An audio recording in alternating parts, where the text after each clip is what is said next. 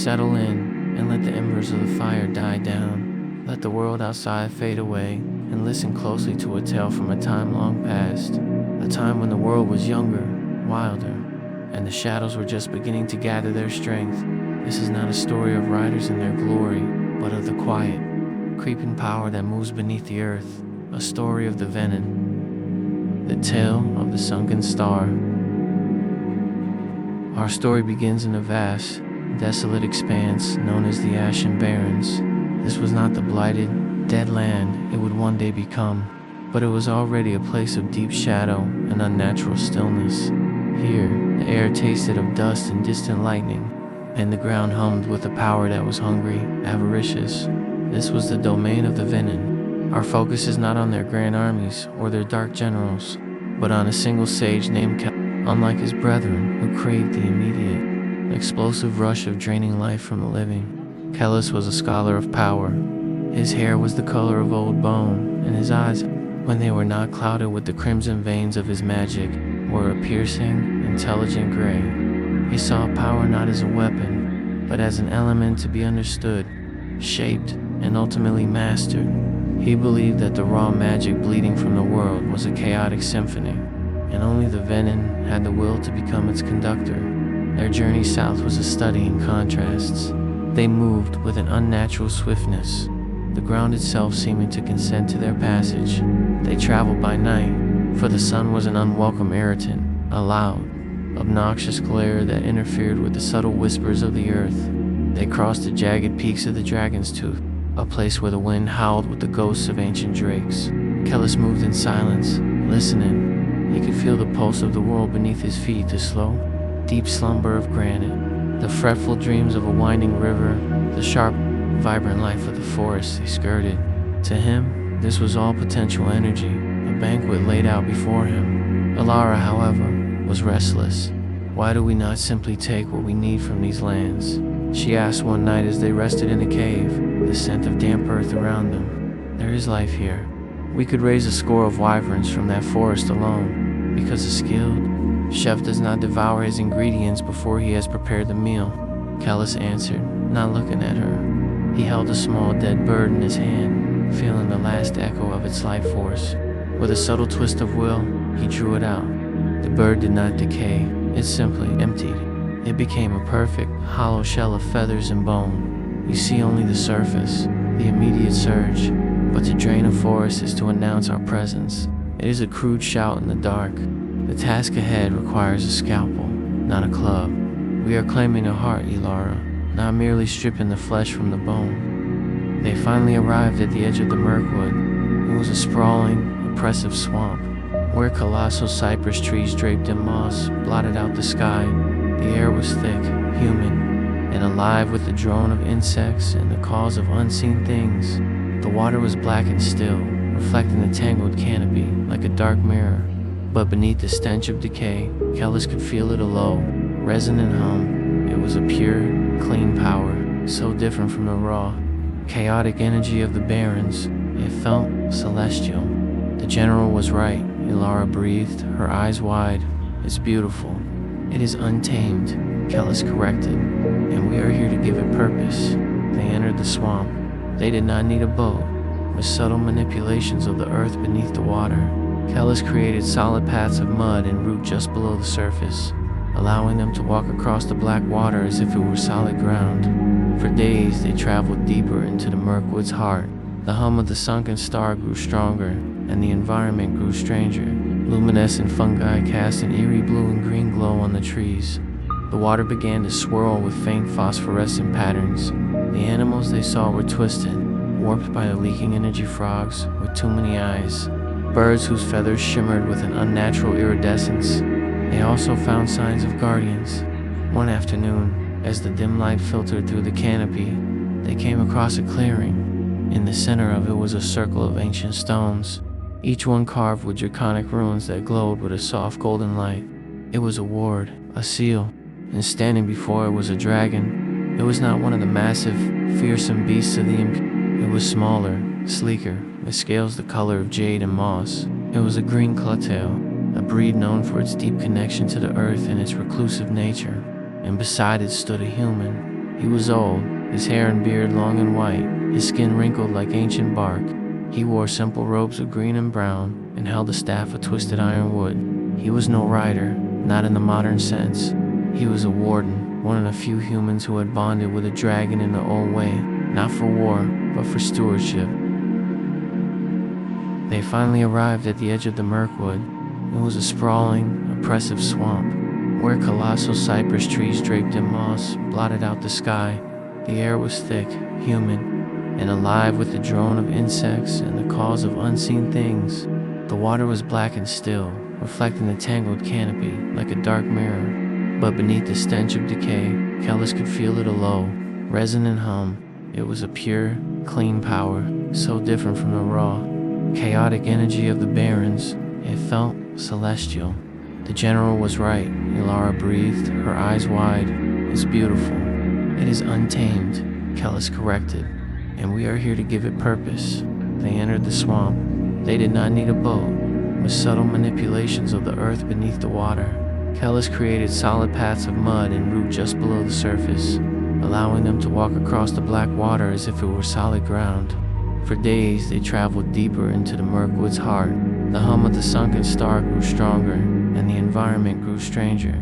Luminescent fungi cast an eerie blue and green glow on the trees. The water began to swirl with faint phosphorescent patterns. The animals they saw were twisted, warped by the leaking energy frogs with too many eyes, birds whose feathers shimmered with an unnatural iridescence. They also found signs of guardians.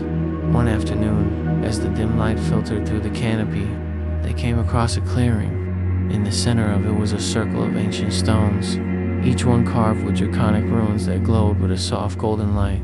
It was a ward, a seal, and standing before it was a dragon. It was not one of the massive, fearsome beasts of the It was smaller, sleeker, with scales the color of jade and moss. It was a green clutail, a breed known for its deep connection to the earth and its reclusive nature, and beside it stood a human. He was old, his hair and beard long and white, his skin wrinkled like ancient bark.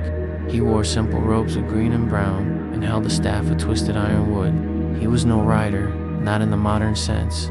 He was a warden, one of the few humans who had bonded with a dragon in the old way, not for war, but for stewardship. The dragon, whose name was Viridian, let out a low rumble that vibrated in Kaelus's bones. The old man, whose name was Finn, raised his staff. "You are not welcome here." Finn's voice was surprisingly strong, echoing in the clearing. "This place is sacred. It is a place of slumber. Turn back," Ilara hissed, the air crackling around her as she prepared to draw power. "An old man and his lizard dare to command us." Kaelus placed a calming hand on her arm. He stepped forward, his feet making no sound on the damp ground. "Greetings, Warden," he said, his voice smooth and placid. "We are merely travelers. We sense a great power in this swamp, and have come to study it. We mean you no harm." Finn's eyes narrowed. "I know you're kind. You speak with a serpent's tongue, but your spirit stinks of the grave. You are venin. You came to devour. The star is not for you. Its power is not to be wielded, but to be contained." "Containment is a form of waste," Kaelus said, his pleasant demeanor never faltering. "A beautiful song trapped in a box is of no use to anyone. We would simply let it sing. Its song is one of madness," Finn retorted, striking the ground with his staff. A ripple of green energy spread from the impact, causing the nearby ferns to grow and twist into a thorny barrier. "Leave now, or be unmade," Kaelus sighed, a theatrical sound of disappointment. "I had hoped to avoid this." With a cry of triumph, Ilara plunged her hands toward the ground. The earth groaned, mud and decaying leaves churned, and from the muck, two figures began to rise. They were vaguely humanoid, but their bodies were woven from root and vine, their eyes glowing with a malevolent red light. They were not true wyverns, but lesser constructs, puppets of rotted earth. Viridian, the dragon, roared and spewed a torrent of emerald fire. It wasn't flame in the traditional sense, but a liquid, acidic fire that dissolved one of the constructs into steaming sludge. The warden Finn chanted in a language older than man, and the very air grew heavy, pressing in on the two Kaelus watched with the dispassionate air of a researcher. He noted the way the dragon's power was deeply intertwined with the life of the swamp, and how the warden's magic was a request, a borrowing from the land. It was elegant but inefficient. His magic, however, was an act of command. He did not bother with constructs. He simply reached out and took. He pulled on the life force of a colossal, ancient cypress tree nearby. The tree shuddered, its leaves turning brown and crumbling to dust in seconds. A torrent of raw green energy flowed into Kaelus, and he barely flinched as the crimson veins flared across his skin, up his neck, and into his eyes, which now glowed like hot coals. "You borrow," Kaelus whispered, his voice now a layered, resonant echo. "I own." He unleashed the stolen power, not as a blast, but as a wave of pure entropy. The air around Finn and Viridian grew cold. The glowing runes on the ward stones flickered and dimmed. Viridian cried out, not in pain, but in a sudden, draining weakness, as if the vitality was being siphoned directly from his scales. Finn staggered, his connection to the land momentarily severed. Alara seized the opportunity, sending her remaining construct to tackle the old man, but the warden was not so easily defeated. He slammed his staff into the creature's chest, and it erupted in a shower of splinters and mud. Kaelus advanced slowly. "This is pointless, Warden. You are guarding a cage whose bars have already rusted away. Let the prisoner go free." "Never," Finn gasped, struggling to his feet. He and Viridian stood together, weakened but defiant. "So be it," Kaelus said. He raised a hand, and the ground itself began to tremble. He was not creating puppets, now. He was preparing to drain the entire clearing, to turn it into a dead gray crater. But before he could unleash the spell, a piercing shriek echoed from the canopy above. Another dragon, larger than Viridian, with scales the color of midnight, dove from the sky. On its back was a younger woman, clad in leather armor and wielding a spear that crackled with lightning. "Father," she cried, her voice filled with fury.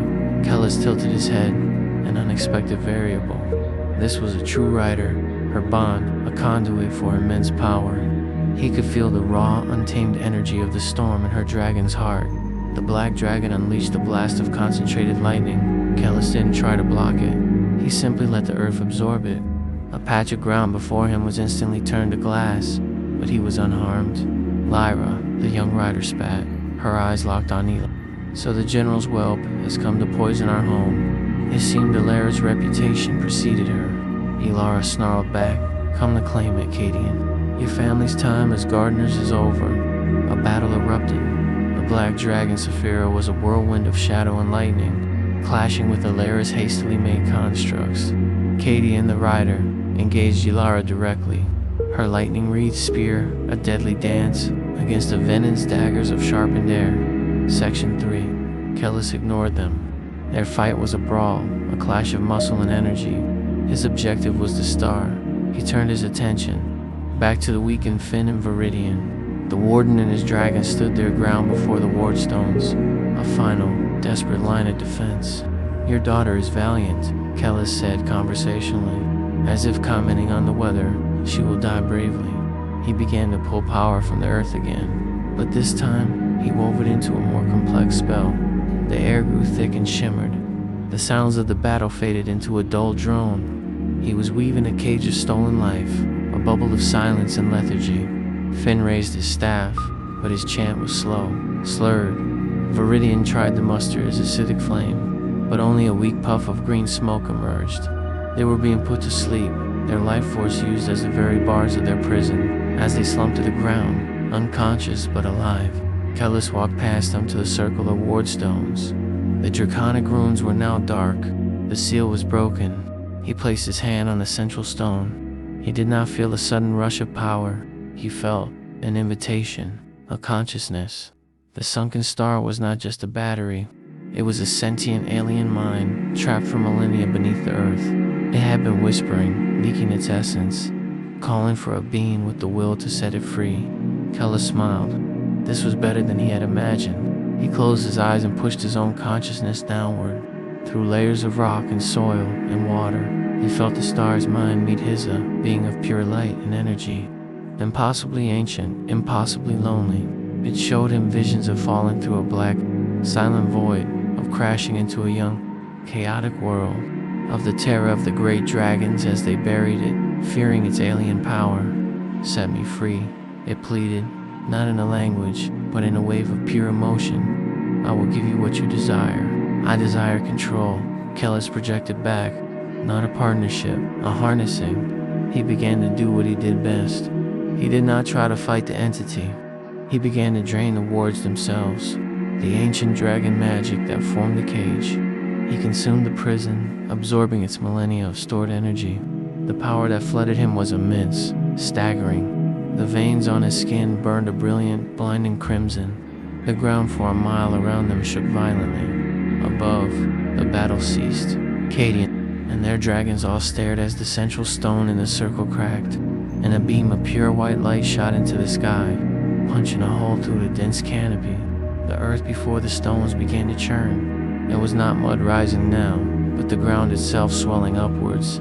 The black water of the swamp hissed and steamed as a vast object began to surface. It was a crystalline structure, easily the size of a small hill, pulsing with an inner light that was painful to look upon. It was not a star of fire, but of pure, solidified magic. Navarre stared in awe. Cadian looked on in horror. "What have you done?" Cadian screamed at Kaelus. Kaelus turned, his face pale and drawn, but his eyes blazing with cosmic light. He was now a conduit for the star. "I have given a purpose." He raised a hand, and a sliver of the star's light lanced out, striking Cadian's black dragon. The dragon shrieked and fell from the sky, a huge gash smoking on her side. Cadian cried out and ran to her fallen mount. "Finish them," Kaelus commanded, his voice distant, preoccupied with the immense power now flowing through him. Alara, grinning fiercely, advanced on the injured dragon and her rider. But as she raised her hands to drain them, Kaelus spoke again. "No, wait." He looked at the scene, the wounded dragon, the defiant rider, the unconscious warden, the broken ward. This was not just a victory, it was a statement. "Leave them," he commanded. "Let them be a message. Let them tell the others what happens when they try to cage a god. Let them watch as their precious forest is reborn in our image." He turned his full attention to the Sunken Star. He was not just channeling it now. He was integrating with it, weaving its power into the very fabric of the marine. The black water began to glow. The trees began to twist into new, horrifying shapes. The air grew thick with a power, so dense it was almost breathable.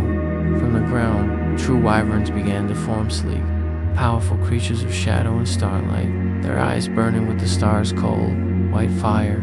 Kaelus stood at the heart of his new domain, a conductor orchestrating his symphony of corruption. He had not just completed his mission, he had claimed a kingdom. The Sunken Star was his, and through it, the Mirkwood would become a bastion of venin power, a poisoned heart that would pump darkness into the very veins of the world. Alara watched him, her ambition warring with a newfound sense of awe, and perhaps a sliver of fear.